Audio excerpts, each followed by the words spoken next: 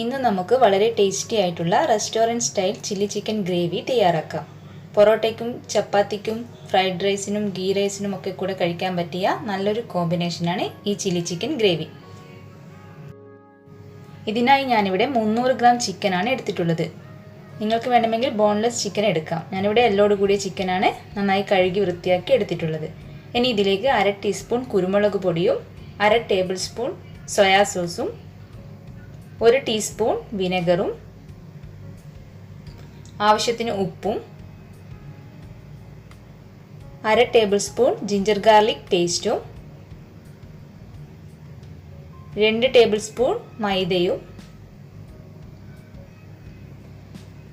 3 table spoon കോൺഫ്ലോറും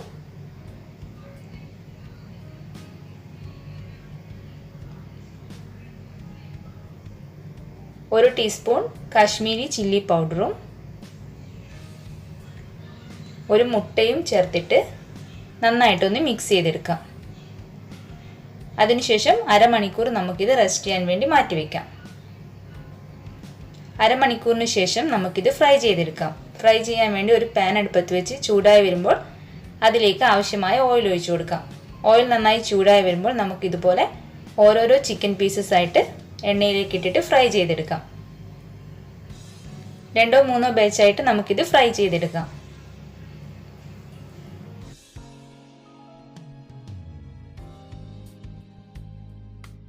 രണ്ട് സൈഡും ഇതുപോലെ തിരിച്ചും മറിച്ചുമിട്ട് നമുക്ക് നന്നായിട്ടൊന്ന് ഫ്രൈ ചെയ്തെടുക്കാം.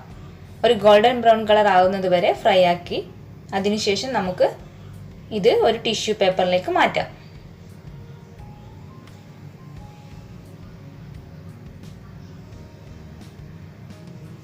ഇതുപോലെ നന്നായിട്ട് ഫ്രൈ ആക്കിയതിന് ശേഷം നമുക്കിത് മാറ്റിവെക്കാം. അതിനുശേഷം ബാക്കിയുള്ള ചിക്കൻ പീസസും നമുക്ക് ഇതുപോലെ ഫ്രൈ ചെയ്തെടുക്കാം.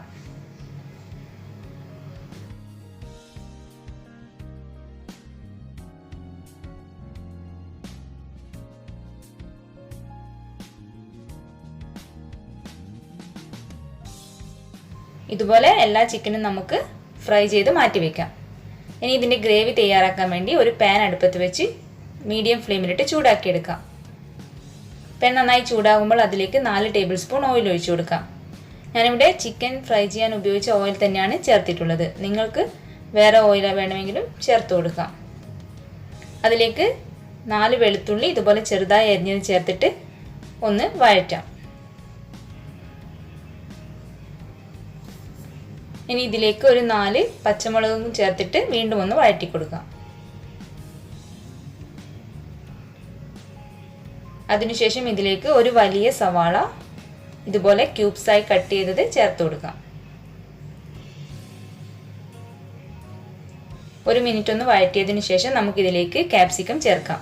ഞാനിവിടെ യെല്ലോ കളർ ക്യാപ്സിക്കവും ഗ്രീൻ കളർ ക്യാപ്സിക്കവും എടുത്തിട്ടുണ്ട്. നിങ്ങളുടെ കയ്യിൽ ഏത് കളറാണോ അത് ചേർത്ത് കൊടുത്താൽ മതി. അതിനുശേഷം വീണ്ടും നന്നായിട്ടൊന്ന് മിക്സ് ചെയ്ത് കൊടുക്കാം. ഇനി ഇതിലേക്ക് 3 ടേബിൾ സ്പൂൺ ടൊമാറ്റോ കെച്ചപ്പ് ചേർത്ത് കൊടുക്കാം. 2 ടേബിൾ സ്പൂൺ ചില്ലി സോസും ചേർക്കാം. 1 ടേബിൾ സ്പൂൺ സോയാ സോസും ചേർത്തിട്ട് നന്നായിട്ടൊന്ന് മിക്സ് ചെയ്ത് കൊടുക്കാം. ഒരു 2 മിനിറ്റ് വഴറ്റിയതിനു ശേഷം നമുക്കതിലേക്ക് 1 ടീസ്പൂൺ പഞ്ചസാര ചേർത്ത് കൊടുക്കാം. 1 ടീസ്പൂൺ വിനെഗറും ചേർക്കാം. 1/2 ടീസ്പൂൺ കുരുമുളക് പൊടിയും ചേർത്ത് കൊടുക്കാം. ആവശ്യമായ ഉപ്പും ചേർത്തിട്ട് വീണ്ടും നന്നായിട്ടൊന്ന് മിക്സ് ചെയ്തെടുക്കാം.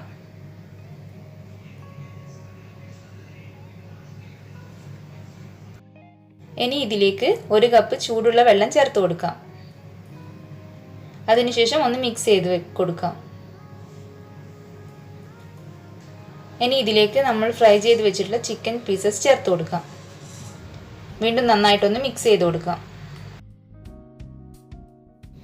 ഇനി ഇതിലേക്ക് 1 ടേബിൾ സ്പൂൺ കോൺഫ്ലവറിലേക്ക് 2 ടേബിൾ സ്പൂൺ വെള്ളം ചേർത്തിട്ട് കട്ടകളൊന്നുമില്ലാതെ നന്നായിട്ട് മിക്സ് ചെയ്തെടുത്തിട്ടുള്ള കോൺഫ്ലവർ സ്ലറി ചേർത്തിട്ട് നന്നായിട്ടൊന്ന് മിക്സ് ചെയ്തെടുക്കാം.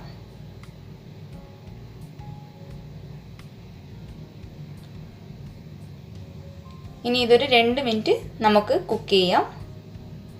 അതിനുശേഷം ഫ്ലെയിം ഓഫ് ചെയ്തിട്ട് മാറ്റി വയ്ക്കാം.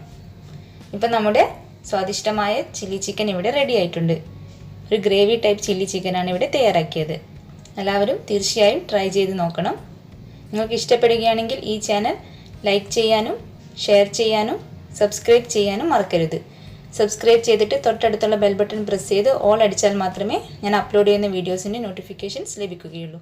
Thank you.